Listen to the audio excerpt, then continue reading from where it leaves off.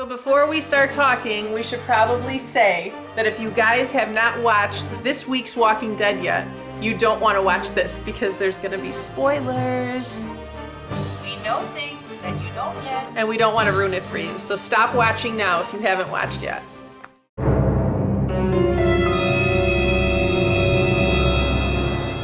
everybody, I'm Jessica. And I'm Lisa. And we are Two Dead Girls. Bum, bum. That's how they do it on Broadway. So you guys are probably all thinking, what the heck are they doing with this channel, Two Dead Girls? Well, we are constantly messaging back and forth about this show, and we thought it would be awesome to just make a channel dedicated to this show that we're so emotionally invested in. Lisa and I know each other from another channel, and we bonded very quickly over our love of The Walking Dead, and we chat about it through Facebook messages throughout the whole episode anyway, and then we kind of figured, well, why the heck don't we do something like this where we can dissect every episode together and just have a little fun with it. Exactly. We have a lot to say, we have really good opinions, and every once in a while, like, I'll say something to Lisa, like, don't you think that so-and-so really meant this? And she's like, I didn't even think of that. And then she'll tell me something, and it'll spark like a week's long discussion of, you know, of ideas, insight that we didn't, you know, things that we missed, yes, that we didn't pick up on. Probably because I was too busy crying. There's a lot of things that I missed, and Lisa can fill me in because she gets so close to the television. I do. I get pretty close to the TV, like they could actually hear me. But what we want to do with this channel is every week we're going to have sort of a format with when the show airs. So the show airs on Sunday. We're hoping to do this every Monday so that the video will be up by Tuesday or Wednesday at the latest. But our format is kind of, I mean, it's not set in stone. So if you guys have any ideas, let us know below. We are very, very emotionally invested. I know that you get up and yell at the television. I stand in front of the TV. Yep. I stand. I'm a stander. I'm a crier. I recorded a reaction video of the season finale, mid-season finale of this season, in which I bawl like a blubbering fool over the passing of Herschel, my favorite character. Don't get me started because I'll start crying. It was really sad. It was really sad. It was horrible. It was the worst thing, and I'm telling you, for a split second, I really thought Herschel's got it. He's got it under control. He survived the plague and a leg amputation. What's a cut to the jugular gonna do? He's gonna be okay. No, he's gone. But no, he's gone, Lisa. He's gone. What we were thinking about doing was starting each show with a breakdown of our favorite character, who we thought, personally, who we were most interested in the episode. And then we'd like to get into the episode a little bit in detail and then talk about our favorite kills of the episode. Favorite kill of the episode. So that's what we have right now, and we're just going to roll with it and see where it goes. And that's pretty much it. So we hope you guys enjoy it. So for you, Lisa, who do you feel this episode was geared towards? Who do you think that this focused on most? I want to say Carl so bad, but Carl just needs an ass beating, so I'm going to say Michonne. I'm going to say Michonne. Oh, no, cut him some slack. We saw a side of Michonne that we didn't see yet, so I really liked that. No, I did. I enjoyed that, too. Yeah. I enjoyed that, too. So who was yours? I have to say Carl. I mean, I'm more of a fan. My husband and I, who is, by the way, he's next right now doing stuff. He's loving that I'm doing this because he gets ample video game time. I really feel that the episode was Carl's episode. I felt like it was a great transition from being a little punk to being so vulnerable and then being so grateful. Like you saw like a whole range of emotions from Chandler Riggs. And yeah. We're fans of the fast moving, the energy based episodes, but this was so nice, especially coming off of what we came off of with, the intensity of the last episode.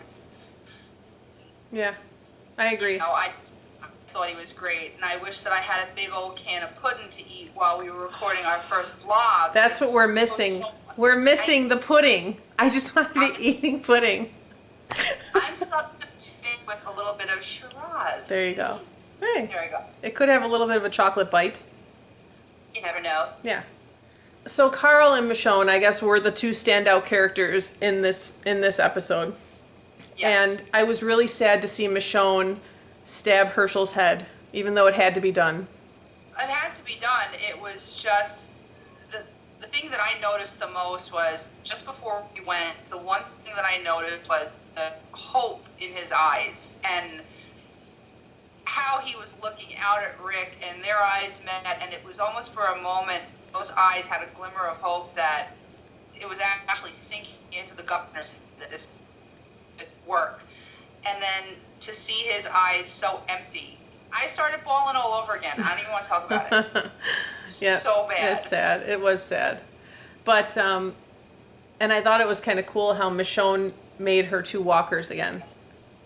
I thought that was great, and I don't understand why she didn't tell the council, if we ever get separated, here's what you do. Yep. Just break a jaw, cut off some arms, and you can be completely camouflaged. They did not even notice her. Which I don't understand. Why? Why did they not notice her? She wasn't that close to them.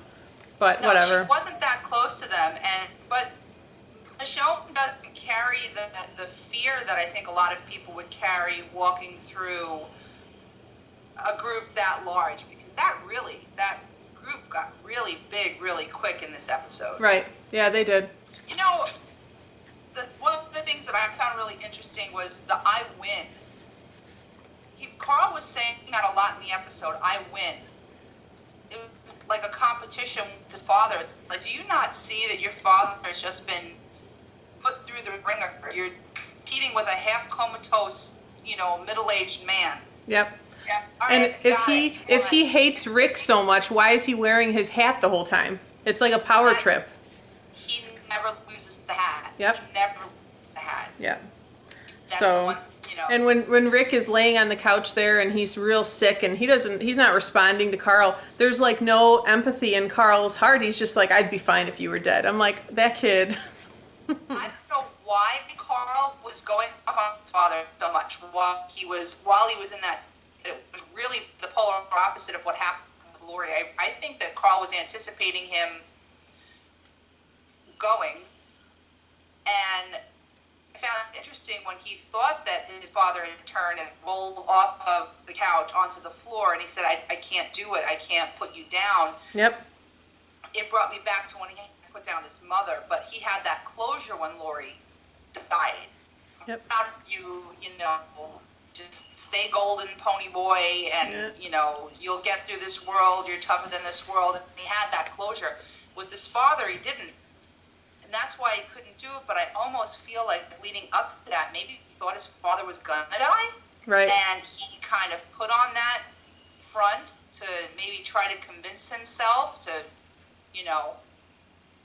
I don't know. It's really weird to me, but I see a lot of Shane in Carl when he gets in those moments where he's got nowhere to turn. Yep. That's funny that you say that. Wow. I see a lot of that. And when he said to Rick, you remember Shane? Yeah.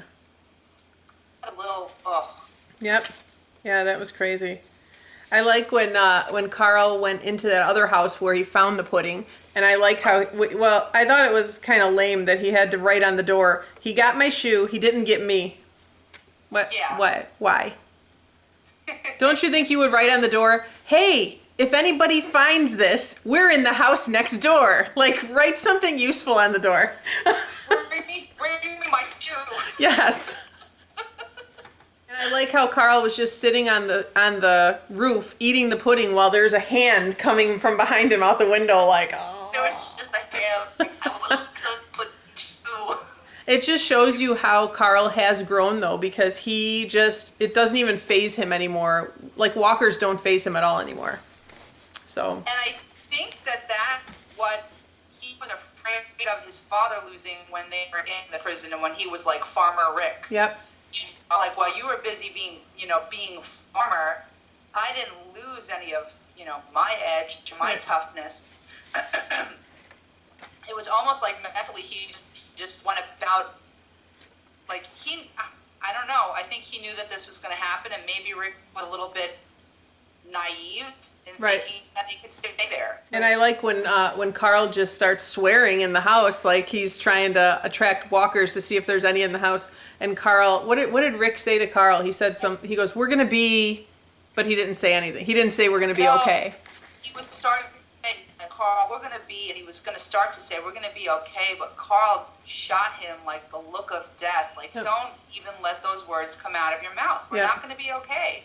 Stop trying to protect me. I'm not a baby. Yeah.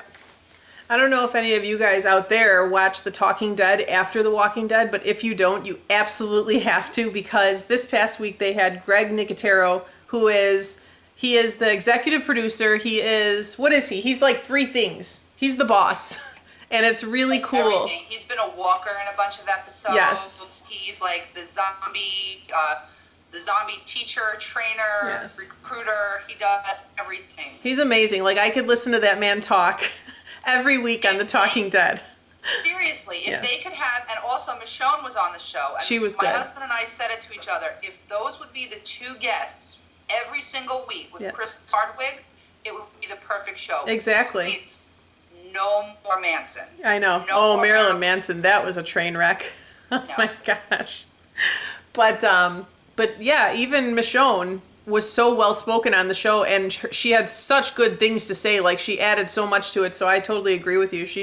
They should definitely have a cast member from the show on every week, and not just people off the street who like the show. I mean, it's fun with some of them who really are into it, but some of the guests that they have on don't really add too much.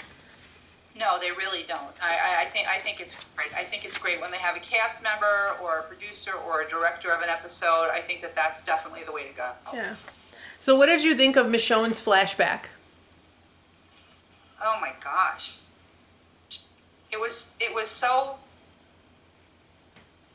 it felt like very Pulp Fiction to me, that I kind of had to, after it was all over, I had in my head all the pieces together and put them in some type of an order.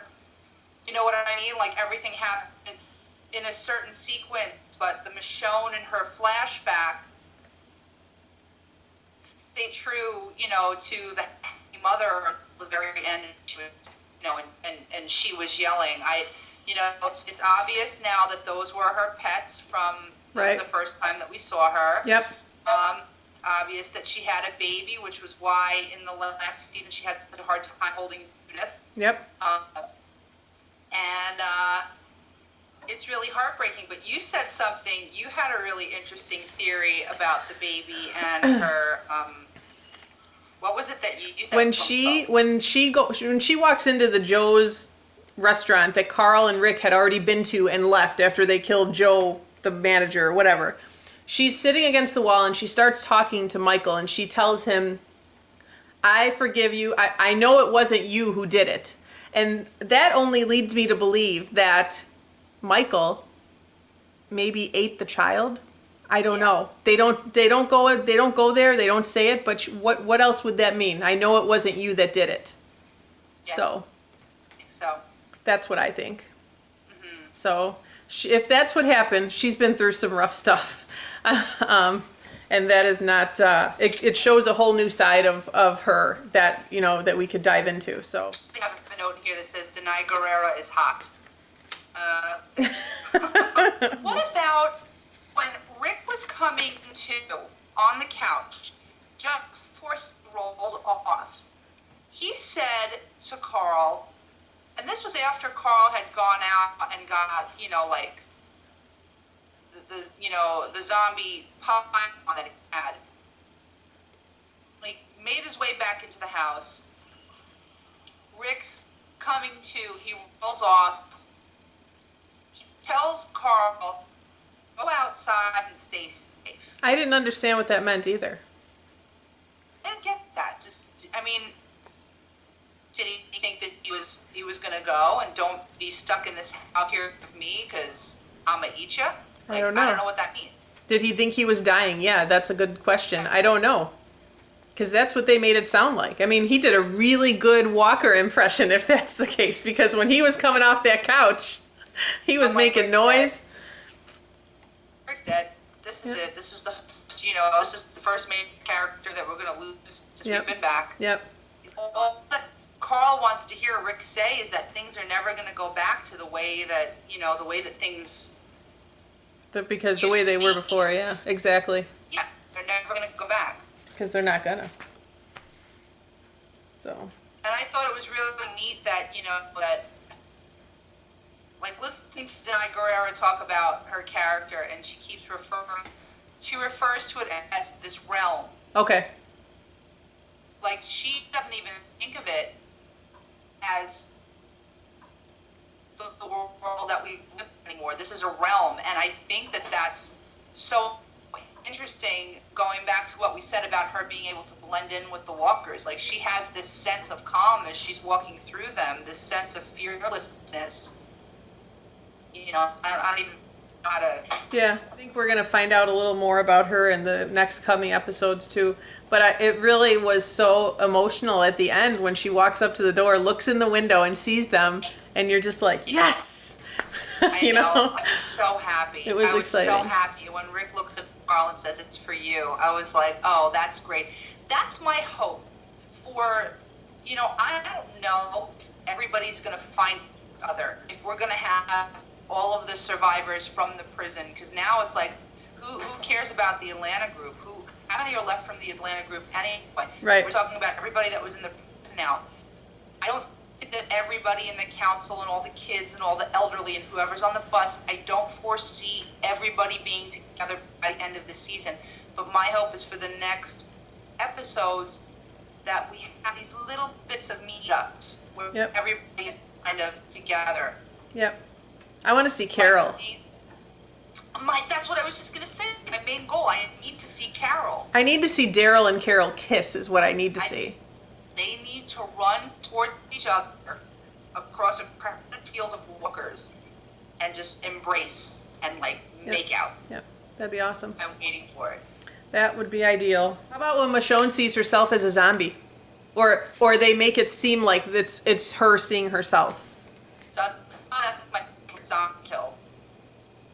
That's my favorite zombie kill of the whole thing, because she's walking, and I mean she looks like her with the hair, and she's staring at her as she's walking, and it was almost as if she wanted her to see her. She wanted the walker to I don't know. I felt like it was almost it was very risky because she got really, really close. I liked how Denai said on The Talking Dead, she said, it was Michonne seeing herself dead, and she saw that, and she was like, no, I'm not ready to die yet, so she killed her. Right. So I thought that was kind of cool. Yeah, no, I thought that was really neat. I also thought, what about this concept? Carl's walking up to the house where he finds the pudding, and he grabs a solar light out of the ground to use as a weapon. Listen, the solar light stakes were so long. Why don't these people just walk up and grab them? That's just an extra weapon, kids. Well, yeah, no, absolutely. You were doing it at the prison right near the fence. You were just, hitting them right in the face. That's perfect. You don't want to waste ammunition where, no one's together anymore. There's no more, there's no more ammunition. You're on your own. You have to do what you can. I think that right now we're back to the basics, and you got to do it quietly. Right. So and it also substitutes as a light. Yeah. So, so do you think that Carl and Rick have moved on now from this little, from Carl's little, attitude issue that he had? Do you think that the next episode is going to have them past that now that Michonne is with them? Well, Rick sleep for most of the bad stuff. Yep.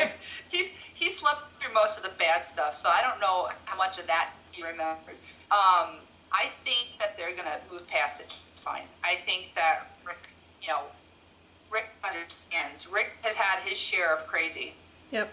And everybody kind of understood that. So it's, I think it was Carl's moment to have a little bit of crazy as well. And he did it good. What I about thought it was a really good episode. Carl leads those 2 walkers out, and then ends up getting 3 walkers attracted to him. And then they all fall on top of him, and he kills them all. But the 3rd one that he shot in the head had maggots coming out of the head. I've never seen that before. I know. I don't know if they're trying to tell us something. It's really, really weird. I mean, but why wouldn't there be maggots? They're decaying and they're rotting. But that is something that we've never seen before. Right. It's crazy. Like, is that something? Why they made? I mean, it was evident. I mean, it wasn't something that you had to really look for. When he shot him in the head, there was like worms coming out of his head, so it was really gross. And I'm wondering if that's going to be something in the future. Yeah. I don't know. Don't know. And then how Rick kept telling him, "Don't waste the bullets," and then he was out of bullets. Old boy didn't listen. Yep. So. What are you gonna do? That's Carl for you. Stay in the house, Carl. But part of me wonders if when Rick hit Joe from the barbecue place in the head with the axe, if Carl wouldn't have shot that guy in the head, would Rick have been able to defend himself just with that axe? I don't think so. I don't think so. He would have been able to. I think he was way too weak. He was way too weak. I mean, walkers, you could smash their heads with your foot. Yeah. You know what I mean? Like, we've seen that before. He's one that stomp and they're gone. Right. He couldn't make it through with an axe. I think it was just showing really how weak Rick was. Right. Yep, I agree. So I don't know why he got so upset. Did he get upset because he couldn't defend himself, and he was embarrassed that his son had to save him, or I don't know. I don't know. I don't know what's going on in his mind. I think that he, in a way, was still trying to. He's the dad. He's the protector. I had this. I could have. I could have done this. I could have gotten this. Yeah. So, but yeah. So I don't know. Those are like the key points that I could think of from this show. And next week's preview looks pretty cool because you're going to get to see Glenn and Maggie and Daryl and Beth. Well, I don't really care about Beth, but I don't care about Beth. Daryl and Beth, listen. Beth, I have a message for you. Okay? Beth Green, this is for you. Sing a song under a tree, hands off the redneck, because Carol and Daryl will find each other and you'll be out of the picture. I'm telling you right now, if they kiss, I'm going to be so mad. Yes, I don't think he's going to kiss her. I think he looks at her more like a little sister, kind of. I hope. Let's hope. I hope. I have faith in you, Carol. I want to know when we're going to see Carol, because that's what I'm most excited for. Like, are they going to make us wait till the end of the season to see her, or is she going to come soon and save somebody? So I don't know. we'll get to see that. We need to regroup and remember who's with who. Like, Tyrese is with the girls.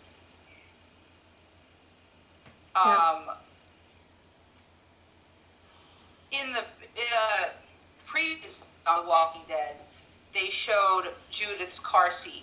Right. And Judith's car seat was opened. Someone opened the latches. Zombies don't have the dexterity to open a car seat and take a child out. They would have eaten her through the car seat. Yeah. So Judith's fine. I think she is too, and the reason I think she is because they didn't say farewell to her on The Talking Dead yet.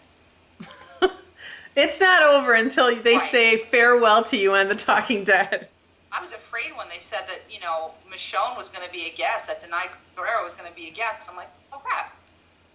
Well, there goes Michonne. Bill, when we were watching it the other night, at the end of Talking Dead, he said, next week we have a surprise cast member from The Walking Dead on, which makes me believe that somebody's going to die next week. Right. So, it gives me anxiety just thinking about it. You know what it is? I have such a problem with. I said to my husband, I don't know how I'm going to be able to watch the rest of the season. Or not that how I'm going to be able to, how I'm going to perceive it, because they've taken away every voice of reason. I don't want to say hope, because I don't know how much hope you can have, during a zombie apocalypse, but they took away Daryl. Right. I mean, they took away Dale, and it was awful. But in the back of everyone's mind, you know, I thought to myself, well, we still have Herschel. Right. There's an over the band. There's a never-ending supply of bad guys. Even if there isn't a governor, even if there isn't a Shane, there's bad around every single corner. Yep. We don't have that voice of reason. We don't have that, you know, that strong hand on your shoulder when things are going bad. Like Herschel could just give you a look and make a joke about Spaghetti Fridays, you know, and make everything okay, or you know, quote something from the Bible, or you know, make his daughter sing a duet, and then like all was right in the zombie apocalypse. Right. And it's gone now, and I think that on a show there is so much chaos, there needs to be that character. I think that there may be one coming in. There has to be. Somebody new has to be coming in to take that place. Oh, Miss Herschel. What did it say on the Talking Dead when it was over? It said, "Herschel, you lost your leg, you lost your head, but you never lost your heart." I was like, "Aw." I don't know. It was sad. I was a rat. I was literally, if you watch my reaction video, people are like, "Oh, you record reaction videos and you know the camera's on and you try to act." No, I'm like that in general when it comes to the show. It's ridiculous. That's funny. Yeah, we'll have to do that. Maybe for the season finale, we'll record reactions of us. Because, yeah, it's not going to be good, I could tell you that. Side-by-side reaction videos. Right, that'd be funny. Dual reactions. So this has been our talk about this past week's episode, and this is kind of where we're going with it every week. We're going to talk about what happened, what we liked, what we thought about it. And then when the season ends, we're going to start back at season 1 and start over again and go through the whole thing. So we have a lot that we can cover. And we have some fun stuff that we could do in between, too.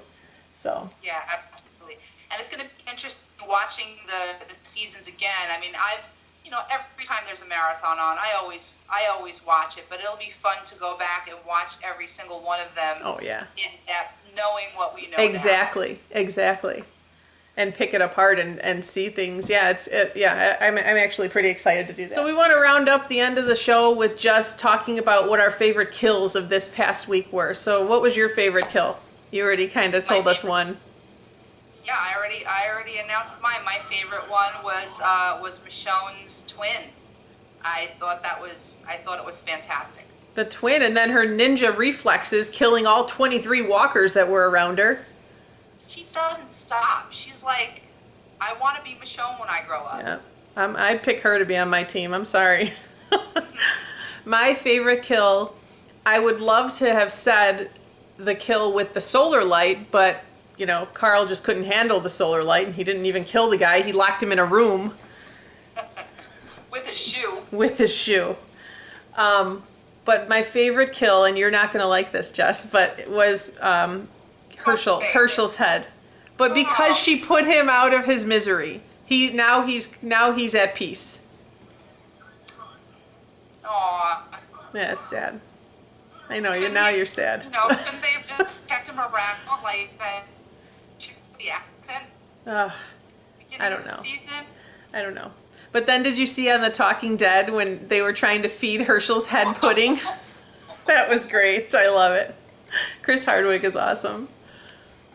It's so, I know that there's a lot of CGI stuff that goes into it, but the goriest and most fantastic shots are always the old school animatronic, you know, blood and guts and jello and like the old school special effects that I like the best about the show, because they really have like a perfect combination of, you know, modern special effects and old school special effects, and I like that a lot. Yeah. I made my 3-year-old Daryl Dixon for Halloween. Like that's how much you know you're a dead girl when your son is Daryl Dixon and your husband buys you a machete for Christmas.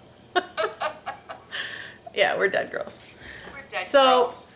So until next week, I'm Lisa. And I'm Jessica. And we're two dead girls. Thanks for watching. Don't forget to subscribe. Yep, and if you like this video and you want to see more, click on the like button below and check out our Facebook also and like us there. And we'll see you guys next week. Bye. Bye.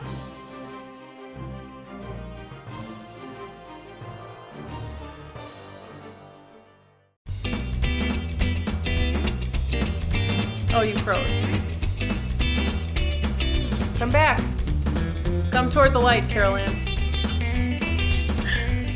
Oh, Carol Ann. You froze for a minute. And I go, Carol Ann, come toward the light. Bye.